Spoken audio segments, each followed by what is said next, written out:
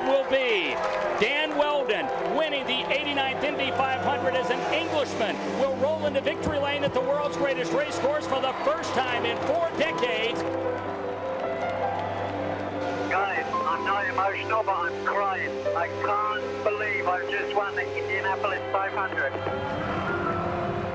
This has been a dream come true for me. I've loved the Indianapolis 500 ever since I've been a young kid. You know, there's the best drivers in the world here, the best teams in the world, and I'm having an emotional moment. I'm just so proud.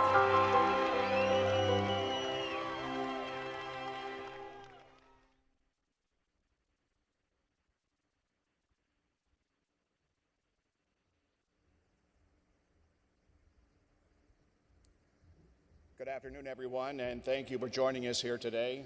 I'm Bob Jenkins from Versus. And I'm Marty Reed from ESPN, and we're here today to remember and celebrate the life of Daniel Clive Wheldon. As you all know, Dan was more than a race car driver, more than an Indianapolis 500 champion, more than the charismatic ambassador for the sport of IndyCar racing. Over the next hour, former teammates, bosses, and friends will reflect on Dan's life and the impact he made on and off the track. We'd like to take a moment to thank Rick Fusen and everyone from Conseco Fieldhouse and the Indiana Pacers for their help with today's memorial service. It would be proper now to begin with a prayer. Please welcome Bob Hills from IndyCar Ministries.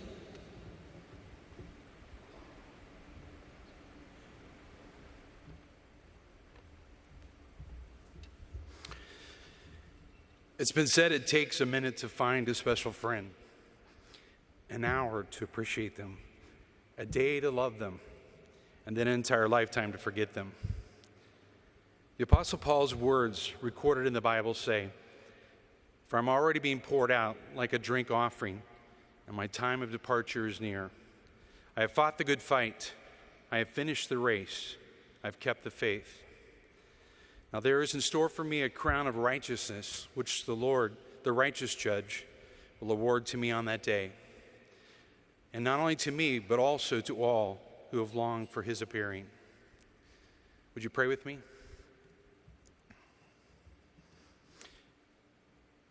Loving Heavenly Father, we gather to thank you for the life of Dan Welden.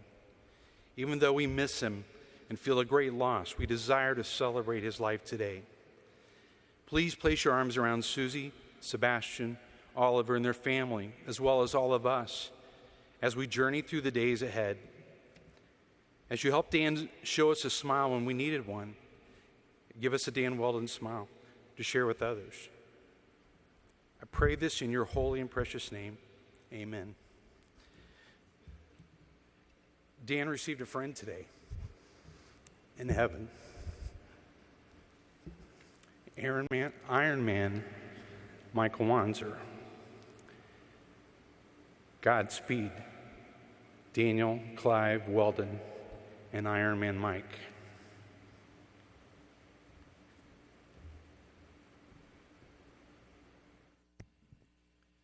Please welcome the CEO of IndyCar, Mr. Randy Bernard.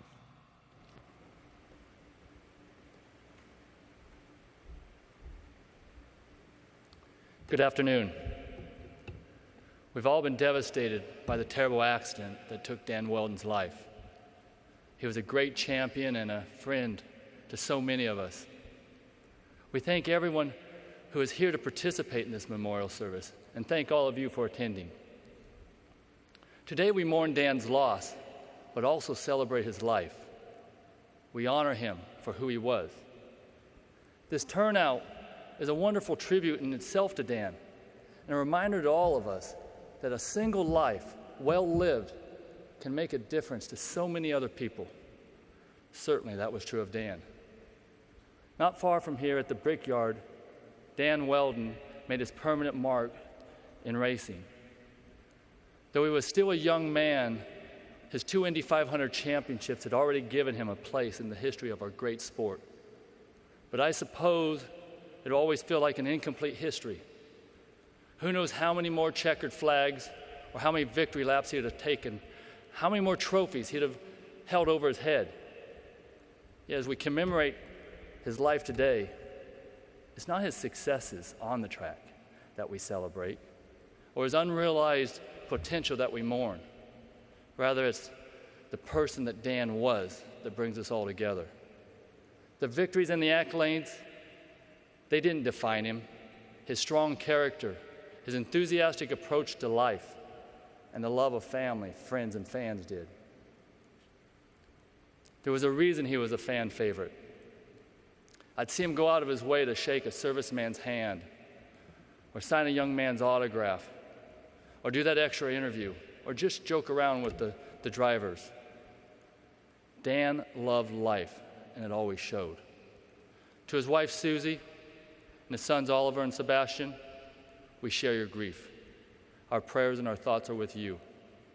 We offer you the knowledge that Dan was indeed an extraordinary man, one who will be missed by all who knew him personally and many who watched him from afar as a sterling example of the best our sport has to offer. We at IndyCar, Indianapolis Motor Speedway, and the Holman George family were especially honored that we were able to organize this today.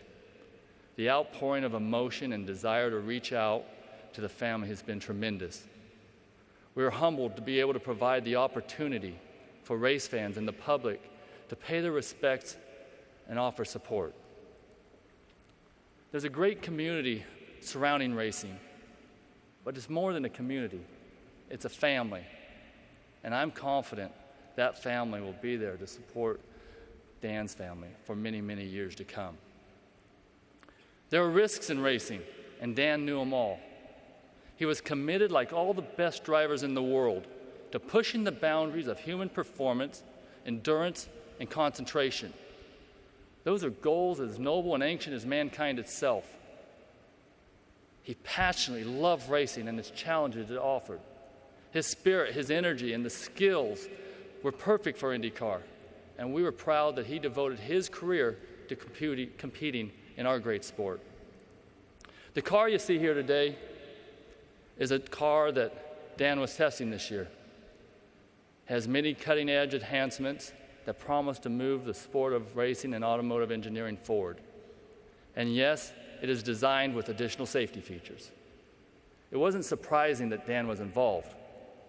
His commitment to improving and advancing every aspect of our sport was well known.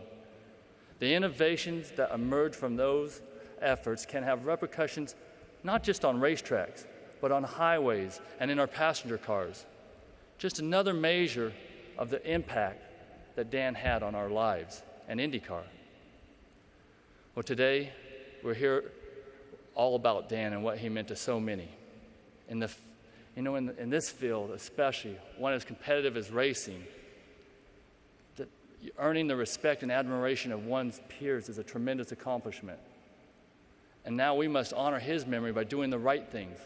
He would want the drivers and the teams and the series to unite and to work together. He'd want us to strive to make our sport safer.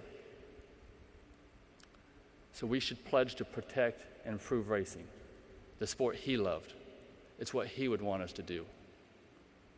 So we are here to say goodbye to Dan Welden. There's no doubt he was a great driver. Yet with even greater certainty, we can say he was a great man, as measured by the impact he has had on every one of us. I'd like to close with a special thought I once read.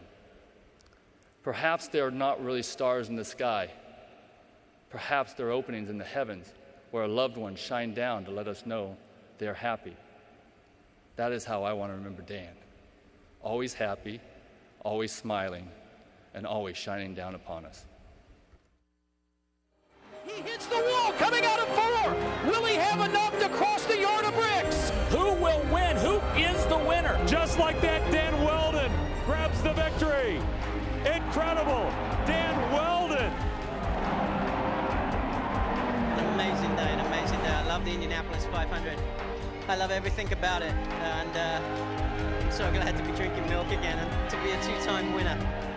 Been so close to winning this race for a second time before, and I just didn't want to give up.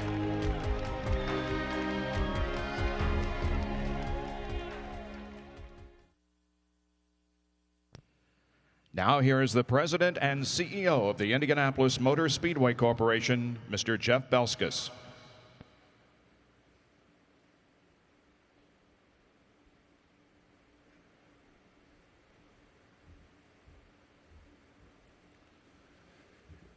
Dan Welden meant much to all of us here today, and we know what a special person he was. He enriched our lives and the lives of those around him, both in public and in private. He was a giant in our sport, a two-time Indianapolis 500-mile race winner, an IndyCar Series champion. He was known the world over for his racing accomplishments, and in many ways became an institution in his own right. I also know what great respect Dan had for the Hallman George family and for the Indianapolis Motor Speedway. He loved the Indianapolis 500-mile race, and he told everyone so every chance he had. Consider this: of the over 730 drivers to have competed in the Indianapolis 500-mile race, only 18 have been good enough to win it more than once. Even a fewer number can say they've won it more than once and finished second twice. Yes, Dan knew how to finish and finish strong at Indianapolis. But it wasn't just his ability to be successful on the track at Indianapolis that captured the attention of the Indianapolis 500-mile race fans. Dan endeared himself to the Indianapolis 500 fans because he embraced and lived out the spirit of the Indianapolis Motor Speedway and the Indianapolis 500. He loved its traditions, he loved its history, and he loved its fans. But it was the Dan Welden flair, his own personal, it's just me being me, baby, his stamp on those traditions that our fans will always remember. Two great examples were seen at this past year's race. Just drinking the milk wasn't good enough for Dan. He loved so much what that milk represented, winning the greatest spectacle in racing. He loved it so much that he showered the milk on himself. And getting on his knees and gently kissing the bricks wasn't enough for Dan. No, Dan laid across the century-old finish line to get as close as he could to the 100 years of history and looked to the sky and shook his fists and legs in glory. Yes, Dan Welden loved and respected the traditions of Indianapolis, but his passion and understanding for what our traditions mean allowed him to take them one step further, and our fans loved that about Dan Welden. Dan indeed was an immensely strong character who had his own unique style and natural grace. Dan could see the funny side of life and help us all to laugh about it. He also took time for everyone and helped everyone around him to feel special. Above all, Dan understood the racing character, and his heart belonged to the sport he loved, the sport in which he was a champion several times over and in several ways. I also know what Dan meant to his family, and in particular to his wife, Susie. He was a loving husband and a very proud father. And for me, Dan meant much also. In addition to being a fantastic ambassador and a great spokesperson for the Indianapolis 500 and for all of IndyCar racing, he was a friend. I'm privileged to have called him my friend. Dan's departure has left a deep void in our lives, but thank God, we're all the richer for having known him and having watched him race.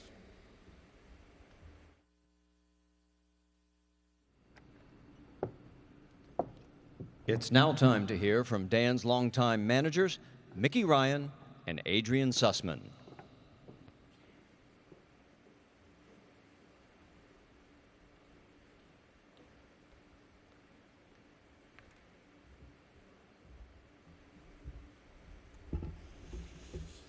Welcome, everyone. I'm Adrian. And I'm Mickey. Before we begin, we'd just like to send our heartfelt condolences to the Wanzer family for their loss today.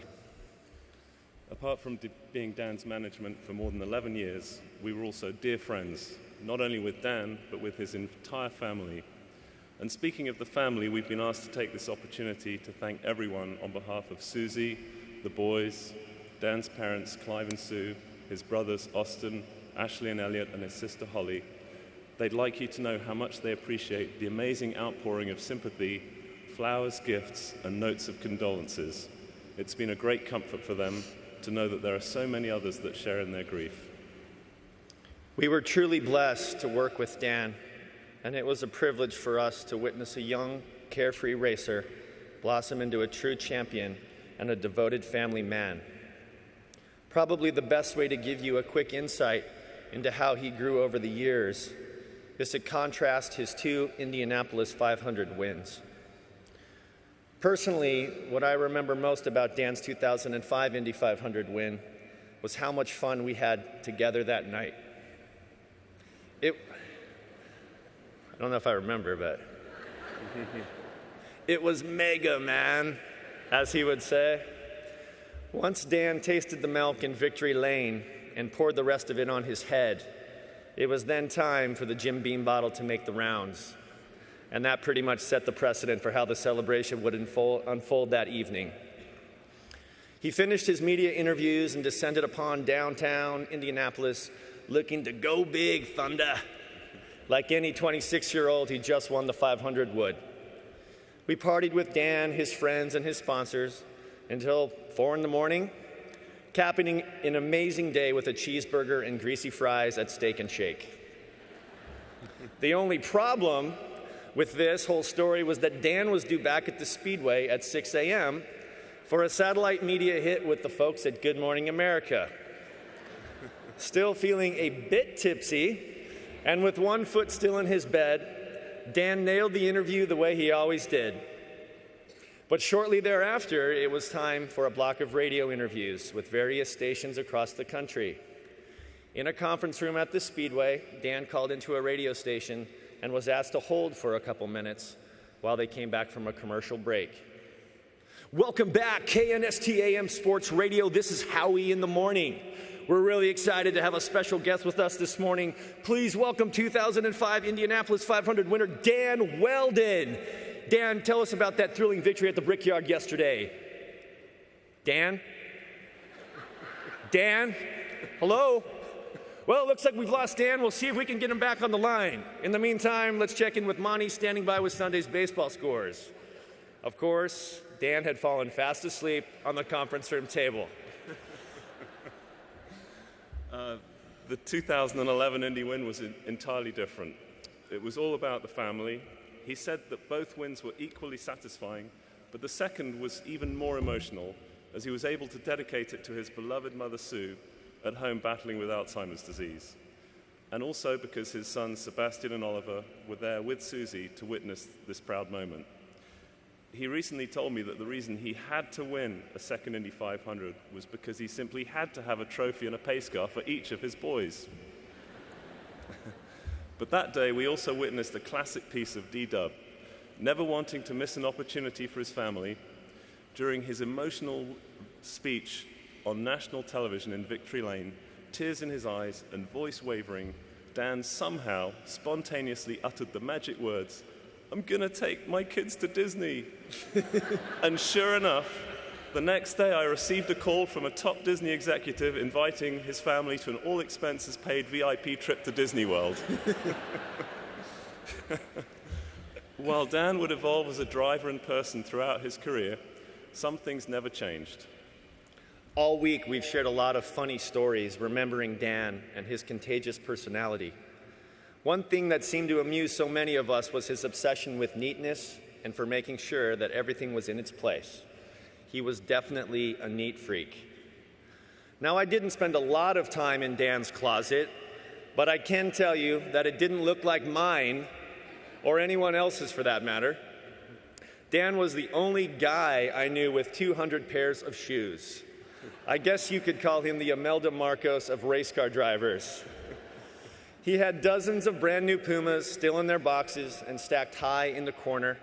And for those Pumas that actually made their way out of the box, they were 10 deep on the floor, perfect rows, all with laces lined up and facing forward. It looked like there was a communist country's military shoe parade crossing his closet floor. But probably the funniest story I heard this week was when Dan and Susie were out visiting friends in Colorado. One morning, their friend Lane opened the dishwasher to find one sparkling clean fork in the utensil basket and nothing else. Dan, did you actually turn on the dishwasher to clean just one fork? To which Dan answered, hell yeah, and I would have turned it on without the fork just to clean the inside of the dishwasher.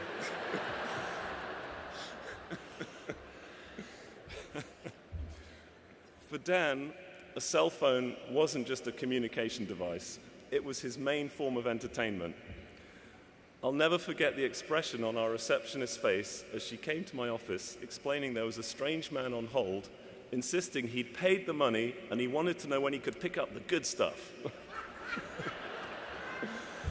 It was, of course, one of Dan's endless prank calls, and I got pretty good at spotting them. One day, I was at my parents' house, and my mum called from downstairs. Aid, there's a call for you. It's Jerry Maguire. And I was like, okay, I know what's going on here. So I picked up the phone and I said, what the beep? What do you want to do, you? Beep, beep, beep. And of course, on the line was an actual Irish bank manager called Jerry Maguire.